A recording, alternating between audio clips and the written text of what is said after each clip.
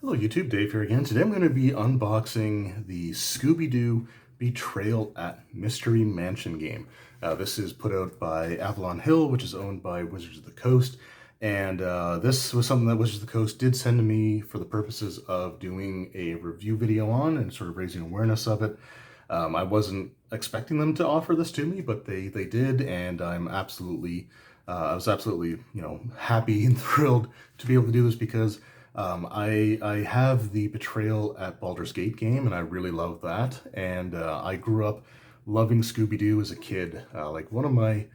It's weird some of the things that you remember, but I remember as a kid going to my great-grandparents' house, and I don't know if it was a videotape that was there, or if it was one that we rented, or if it was one that I owned that I just took with me. But I always remember watching like the Scooby-Doo tape at their place, and it was the one where they were at like the theme park, the shut down theme park, and they were being chased by this robot. I don't know, just weirdly enough, that one always sort of stuck in my mind. But I loved Scooby-Doo as a kid, so I think this is going to be a lot of fun to look at. Now, the actual release date for this, I believe, is July 24th. So I'm not going to be doing my review or going into a lot of the rules or any information like that in this video. But this is going to be strictly an unboxing, and then I will do the review after spending a little bit more time going through and reading it. But yeah, so let's just take a look. You got the characters on the front here, so sort of the classic, like these are the way that I remember them looking way back when I was watching them, the old Hanna-Barbera days. That's for ages 8 and plus, based on the award-winning board game Betrayal at House on the Hill. So this is a more age-appropriate one, I guess, for younger people to play. And I know, like, my daughter likes Scooby-Doo as well, which is another reason that I jumped at the opportunity to do this, because I think this might be something that we can play as a family. And it might be a little bit easier to do than, say, like the Baldur's Gate one, which is a little bit more mature. And on the side here, it just says it's for 3 to 5 players, takes between 25 and 50 minutes playtime per game. And then we just have the stuff there, and then on the back, it says Zoinks! What's going on at Mystery Mansion? Scooby-Doo and the gang will find out what's going on. Playing as one of the members of Mystery Inc., you explore Mystery Mansion and its grounds, uncover clues, encounter strange occurrences, and maybe even catch sight of a creepy creature. When you find enough clues to help solve the mystery, that's when the haunt starts, and one player will switch sides to play the role of the monster. Will you be able to stop them before they carry out their sinister plan? Based on the award-winning board game Betrayal at House on the Hill, Betrayal in Mystery Mansion offers 25 brand new haunts that are based on popular Scooby-Doo episodes and movies. Okay. Every time you play, it's a new game, making it the perfect family board game edition. And I think this only includes 2 areas to explore. Like with the Baldur's Gate one, there were buildings, and then there were the streets, and then you had like the cellar or the dungeons. So I think this one's going to be a little bit easier because there's only, I think, inside and outside, I think. So anyway, the contents are 1 rulebook, Secrets of Survival, which is another booklet it looks like. That's probably the players, like the non-betrayer players. They probably read through that. The Monster's Tome, which would be the scenarios for the betrayer character. 28 tiles, 5 character cards, Scooby-Doo, Shaggy, Velma, Daphne, and Fred, 5 standees, so Scooby-Doo, Shaggy, so it gives you like the cardboard standees with plastic bases instead of the plastic minis, which is fine. It's probably going to be a more affordable version of this game as a result. 1 timer track, 100 tokens, 8 dice, 10 clue cards, 25 event cards, 14 item cards, 5 mystery cards, and 25 plastic clips, which are ones that you put on your character. So, like I said, we're going to unbox. I'm not going to go through all the tiles and stuff. I'm not going to go through all of the tokens and stuff in this video. And like I said, I probably won't know exactly what every single one does. It'll take time to read through that. And I'm hoping with restrictions lifting up that I might actually even be able to get a few games of this in before the release date. So my review video for this will probably not come out until it'll probably come out and coincide with the official release date. So yeah, so I'll have a few weeks actually to be able to look through everything here, and like I said, hopefully get a chance to play a few games. So it's also a thinner box than the other ones, which is also great. So here we have our characters. Looks like we've got some Scooby snacks and some pizza tokens, which is pretty cool. And yeah, so these are single-sided, so you only have these 5 characters to play.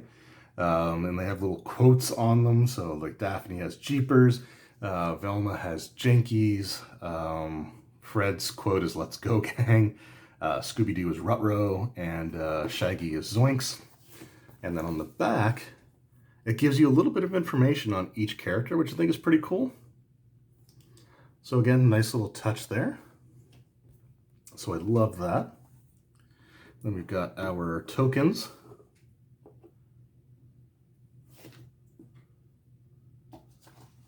And then, oh, okay. So it looks like our location tiles are all punch out. There's got to be more than that, right? More. Okay, no, I guess not. I do like the tray as well. It looks like it's designed to hold everything quite well. Yeah, so I guess that's not a lot of places to explore, but again, that's probably to make it easier to play because it is designed for younger players. Yeah, it's 28 tiles, okay. Or am I just missing stuff here? Hold on. So that is 9, 18. How much should be in there? 28. So 9, 18, 21, 24, 25, 26. Oh, okay, nope, there we go. We got the other. Okay, sorry. Okay, cool. So I guess I can show them all off. They are all there. It just, like, I'm used to the Baldur's Gate one, which had way more, but was a little more unwieldy. So here we have the old cabin, deserted sawmill and cave, campsite, well, general store, trailer, greenhouse, and woods. And so those are all outside locations. Then we have the laboratory, statuary corridor, servants' quarters, bathroom, dining room, attic, mausoleum, barn, and tennis court. So some of those are outside, some of those are inside. Then we have the creepy basement, because of course you have to have the creepy basement. Stage, gallery, hall of mirrors, library, secret room, entrance, which is adjacent to the mystery machine. And then you have the mystery machine, which is adjacent to the entrance. So I think you connect them through like those 2 cards there. So that's pretty cool. And the art, again, looks very much like what I remember from the show when I was growing up in the 80s and 90s. So I like the art style on that quite a bit, actually. And then we have the last 2 locations we have are the office and riverboat, which I believe one's inside, one's outside. And then we have our characters. So we got Fred, Daphne, Scooby-Doo, Shaggy, and, wow. It is like 1 o'clock in the morning when I'm recording this. So let's try that again. Fred, Velma, Daphne, Scooby-Doo, and Shaggy. At least I caught it. I would feel absolutely horrible and stupid if I hadn't caught that. So then we just have some other tokens here, including, looks like a robotic shark, puppets, just, yeah, I don't know, just some weird stuff there. And I think I already looked at those ones, yeah. Okay, so that's what's included there. Then we have our dice. So it looks like they have the 1, 2, and then like a blank side. And there are 8 of those, which are included.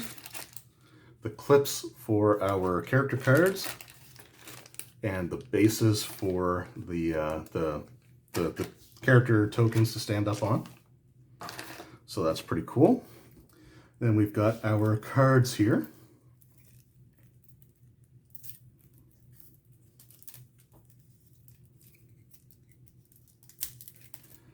So let's have a look at some of these.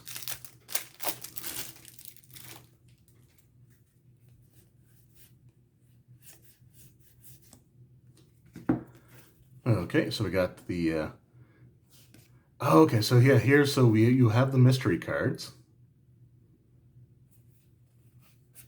Okay, so I think this might be a little bit, like I said, this looks like it's aimed at a younger crowd, which is great, because it is a fun game to play. So here we have our item cards, the event cards, and then the other ones must be clue cards, yeah.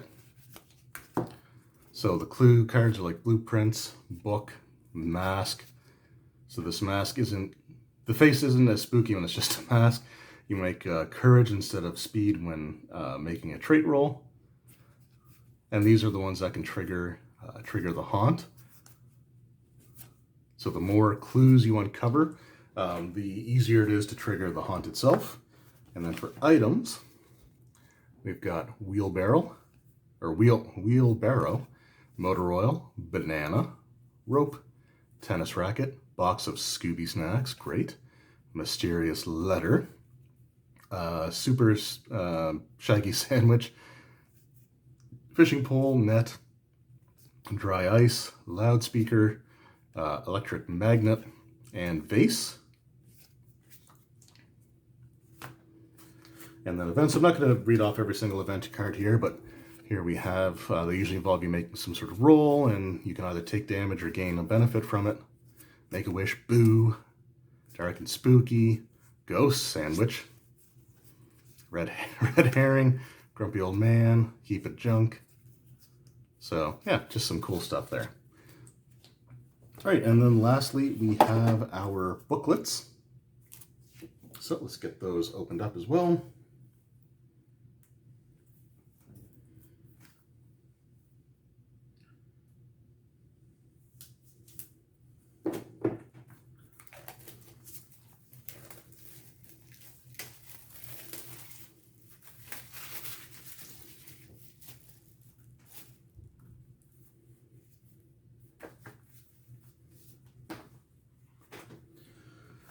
Okay, so here we have just the rule book. I'm not going to go through the Secrets of Survival book or the Monsters Tome in these videos because they're the actual scenarios once the haunt starts. So the way that works is it's generally speaking whatever clue card triggers the haunt and whatever tile that the character is on when they trigger the haunt typically determines what the scenario is. So again, I don't want to spoil too much. I don't want to spoil any of those for the purposes of this video.